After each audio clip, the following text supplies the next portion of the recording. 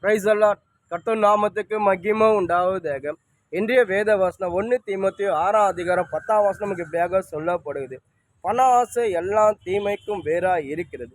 சிலர் அதை இச்சித்து விசுவாசத்தை விட்டு வழி விலகி அநேக வேதனைகளாலும் தங்களை உருக்குடுத்தி கொண்டு இருக்கிறார்கள். அதாவது பவுல் சொல்றாரு, பண ஆசை எல்லா தீமைக்கும் வேறாக இருக்குது. நீங்கள் ஜாக்கிரதையாக இருக்கணும். நீங்கள் ஒரு நாள் சரி பணத்து மேலே ஆசைப்படாமல் நீங்கள் பணத்தை கொடுத்த தேவன் மேலே ஆசை வைங்க. நீங்கள் தேவன் மேலே நீங்கள் விசுவாசத்தை வைக்கும் போது ஏசப்பா உங்களை ஒருபோதும் கைவிட மாட்டார்.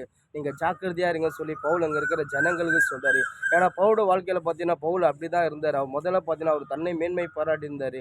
என்கிட்ட இது இருக்குது அது இருக்குது, நான் பயங்கரமான ஐஸ்வர்யம், என்கிட்ட கப்பல் இருக்குது, பயங்கரமான செல்வம் இருக்குது சொல்லி பயங்கரமான மேன்மையான ஆள். அப்படியாப்பட்ட ஆள் வந்தீங்கன்னா கர்த்தருடைய அன்பு பவுல் தொட்ட பிறகு பவுல் கர்த்தர் பக்கமாக திரும்பின போது அதுக்கப்புறம் பார்த்தீங்கன்னா பவுலுக்கு கர்த்தருடைய அன்பு அப்படியே பவுலை மாற்றிச்சு. அதுக்கப்புறம் பவுல் சொல்ல, நான் கிறிஸ்துவ அறிகிற அன்பில் தேவனை அறிகிற அறிவில் இதெல்லாம் ஒன்றுமே இல்லை, இதெல்லாம் குப்பை என்று கருதுகிறேன். அவர் தான் பயங்கரமான உண்மை உள்ள தேவன், அன்பு உள்ள தேவன். இந்த பணத்தை காட்டிலும் எனக்கு பணத்தை கொடுத்த தேவன் தான் முக்கியம் சொல்லி பவுல் சொல்கிறார். அதான் பவுல் சொல்கிறார், நீங்கள் ஜாக்கிரதையாக இருங்க. பண ஆசை எல்லா தீமைக்கும் வேறாக இருக்கிறது சொல்லி இன்றைக்கி நம்மளோட வாழ்க்கை நம்ம ஆண்டுடைய பிள்ளையாக இருக்கும் போது நம்ம ஜாக்கிரதையாக இருங்க. ஏன்னா பண ஆசை எல்லா தீமைக்கும் வேறாக இருக்குது. நம்ம ஒரு நாள் சரி நம்ம ஒரு நாள் பணத்து மேலே ஆசைப்படவே கூடாது. பணத்தை கொடுத்த தேவன் மேலே நம்ம ஆசையை வைக்கணும். நம்மளுக்கு பணத்தை கொடுத்த தேவன் நம்ம விசுவாசிக்கணும். நம்ம இருக்கிற பணத்தை நம்ம ஒரு நாள் அதன் மேன்மை பாராட்டக்கூடாது. நம்ம பணத்தை நம்ம மேன்மை பாராட்ட நம்ம வாழ்க்கையில் சில நேரத்தில் நம்ம தேவனுடைய வழி விலைக்கு போய்டும். அது மாதிரிலாம் அந்த பண ஆசை நம்ம பாவத்தை தள்ளிவிடும். அதுக்கப்புறம் சில அது வியாதி கூட கொண்டு வந்துடும். வேதத்தில் பார்த்தீங்கன்னா அநேக பேர் அப்படி தான் இருந்தாங்க. அதாவது நாகமான் ஒரு தீர்க்கதரிசி அவன் அந்நிய தேசத்துலேருந்து இருந்தான். அவனுக்கு பார்த்தீங்கன்னா ஒரு குஷ்டரோகி வியாதி வந்துச்சு. அவன் வியாதி வந்த பிறகு அவன் அநேக தேசத்துங்களுக்கு போகிறான், அநேக நாடுகள் போகிறான், எங்கெங்கேயோ வைத்தியிட்ட போகிறான், யாரும் சுகப்படுத்த முடியல. அதுக்கப்புறம் அவன் கேள்விப்படுறான், இது போல் இஸ்ரவேலில் ஒரு தேவன் இருக்கிறாரு, அந்த தேவன்கிட்ட நீங்கள் போனீங்கன்னா நிச்சயமாக அந்த தேவன் உங்களுக்கு சுகம் கொடுப்பான்னு சொல்லி அவன் கேள்விப்படும் போது அப்புறம் அந்த தேசத்துலேருந்து அந்த அசிரியா தேசத்துலேருந்து அதுக்கப்புறம் சீரியா தேசத்துலேருந்து அவன் சீரியா தேசத்துலேருந்து அங்கேருந்து லெட்ரு வாங்கி இஸ்ரேல் தேசத்துக்கு வரான்.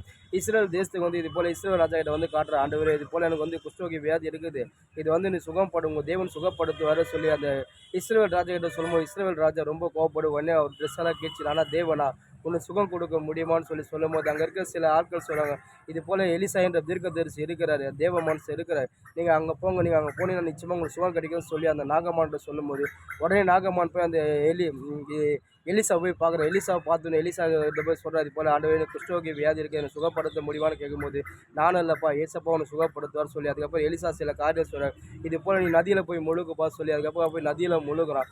அதுக்கப்புறம் பார்த்தீங்கன்னா அவன் சுகமாயிட்டு சந்தோஷமாக அதுக்கப்புறம் பயங்கரமாக ஒரு சந்தோஷமாக எலிசா பார்த்து கேட்குறான், ஆண்டவர் நான் சுகமாயிட்டு, ஆண்டவர் உமக்கு எதனா காணிக்க கொடுக்கணுமா, இந்த ஆண்டவர் உமக்கு காணிக்கலாம் எடுத்துங்க சொல்லும் போது எலிசா உடனே சொல்கிறாரு, ஒரு ரூபா கூட எனக்கு வேணாம்ப்பா, உன் காணிக்கை எனக்கு எதுவுமே வேணாம், அதாவது உனக்கு சுகம் கொடுத்த தேவனுக்கு ஏசப்பாக்கு நன்றி சொல்லுப்பா சொல்லி எலிசா அந்த நாகம்மாட்ட சொல்கிறார். அதுக்கப்புறம் நாகம்மன் புறப்பட்டு போகிறார். அதுக்கப்புறம் எலிசாவோட வேலைக்காரன் அந்த கேசியா அவன் என்ன பண்ணுறான், உடனே அவன் பண ஆசை அவனுக்குள்ளே இவன்கிட்ட எதனா நம்ம காசு வாங்கணுமே சொல்லி அதுக்கப்புறம் நாகம்மன் புறப்பட்டு போன பிறகு கொஞ்சம் தூரம் இப்போ எலிசாவோட வேலைக்காரப்போ அந்த நாகம்மனை பார்த்து சொல்கிறார், அது போல் ஆண்டவர் எலிசா காணிக்கை கேட்குறாரு சொல்லி கேட்கும்போது உடனே என்ன பண்ணுறான், அந்த நாகம்மன் நிறைய காணிக்கைகளை அந்த வேலைக்காரனுக்கு கொடுக்குறான். அந்த வேலைக்காரன் அந்த காணிக்கை எடுத்துன்னு போயிட்டு அப்படியே வீட்டில் எடுத்துன்னு போய் அதை மறைச்சி வச்சுக்கிறான். மறைச்சி வச்சதெல்லாம் மாட்டான் அவன் அது வெளியே சொல்லாமல் இருந்தான். அதுக்கப்புறம் பார்த்து எலிசா அவன் வேலைக்காரை காணும்னு சொல்லி ரொம்ப நாளாக தேடி இருந்தார். அதுக்கப்புறம் அந்த வேலைக்காரை வரும்போது எலிசா கேட்குறாரு, நீ எங்கே போன வேலைக்காரன், நீ ரொம்ப நாளாக உன்னை காணுமே சொல்லி கேட்கும்போது உடனே அவன் அந்த காசு வாங்குனது இல்லாமல் அவன் பொய்யை மறைச்சிட்டு, இல்லை நான் இங்கே தான் இருந்தேன் ஆண்டவர் சொல்லும்போது உடனே எலிசா சொல்கிறார், ஏன் நீ இது போல் வேலை செஞ்ச, ஏன் தேவனுக்கு விரோதமாக இந்த காரியம் செஞ்ச, நீ தேவனுக்கு விரோதமாக இந்த காரியம் செஞ்சபடினால நாகம்மானுக்கு இருந்த குஷ்டரோகி உனக்கு வரும், நீ தேவனுடைய சமூகத்தை விட்டு வழி விலைக்கு போயிடுவோன்னு சொல்லி அவர் அப்புறம் சொல்லும் போது அதே போல் பார்த்தீங்கன்னா நாகம்மானுக்கு இந்த குஷ்டரோகி அவனுக்கு எலிசாவுடைய வேலைக்காரனுக்கு அதுக்கப்புறம் பார்த்தீங்கன்னா அந்த குஷ்டரோகி வியாதி அவன் தேவனுடைய சமூகத்துட்டு வழி விலைக்கு போய் அதுக்கப்புறம் பார்த்தீங்கன்னா அவன் இறந்து போயிட்டு இருப்பான். ஏன்னா பண ஆசை எல்லா தீமைக்கும் வேறாக இருக்குது. நம்ம ஜாக்கிரதையாக பாருங்கள், அவன் பண ஆசையினால் தேவனுடைய பிரசனத்தை விட்டு போனான், தேவனுடைய சமூகத்தை விட்டு வழி விலைக்கு போனான். வியாதினால் வியாதி அதுக்கப்புறம் மறைஞ்சே போய்ட்டு. அதுதான் பவுல் சொல்கிற, பண ஆசை எல்லாம் தீமைக்கு வேறாக இருக்குது, நீங்கள் ஜாக்கிரதையாக இருங்க. பணம் எப்படி வேணால் ஒரு மனுஷனை அழிச்சிடும், நீங்கள் எச்சரிக்கையாக சொல்லி பவுல் அங்கே இருக்க ஜனங்கள் சொல்கிறார். இன்றைக்கி நம்மளோட வாழ்க்கை நம்ம ஆண்டோடைய பிள்ளையாக இருக்கும்போது நம்ம ஒரு நாளும் சரி ஏசப்பா நம்மளை அழுக்கு மாரி ஆசீர்வதிச்சாரா, அவர் தான் நம்மளுக்கு ஆசீர்வாதம் தர்றாரு, ஐஸ்வர்யத்தை அவர் தான் தர்றாரு. நம்ம வேண்டிக் கொள்வதற்கு நினைப்பதற்கு அதிகமாக நமக்கு அவர் செய்கிறார். அப்படி செய்யும் போது அந்த பணத்தை நம்ம மற்ற இல்லாதவங்க கொடுக்கணும், சில ஊழியர்களுக்கு கொடுத்து நம்ம தாங்கணும். நம்ம ஒரு நாள் சரி நம்மகிட்ட என்ன தான் நம்மகிட்ட பணம் இருந்தாலும் நம்ம ஒரு நாள் அந்த பணத்தை குறித்து நம்ம மேன்மை பாராட்டக்கூடாது. இந்த பணம் நம்மளுக்கு பணத்தை கொடுத்த தெய்வம் நம்ம மேன்மை பாராட்டும் போது நிச்சயமாக கர்த்தர் நம்மளை ஒருபோதும் கைவிட மாட்டார். யூதாஸ் காரியத்தை அப்படி தான் இருந்தான்.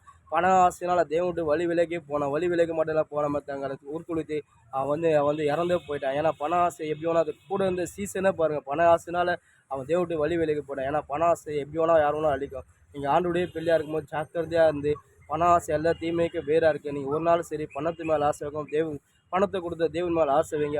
அவரை விசுவாசிங்க. ஆமென்.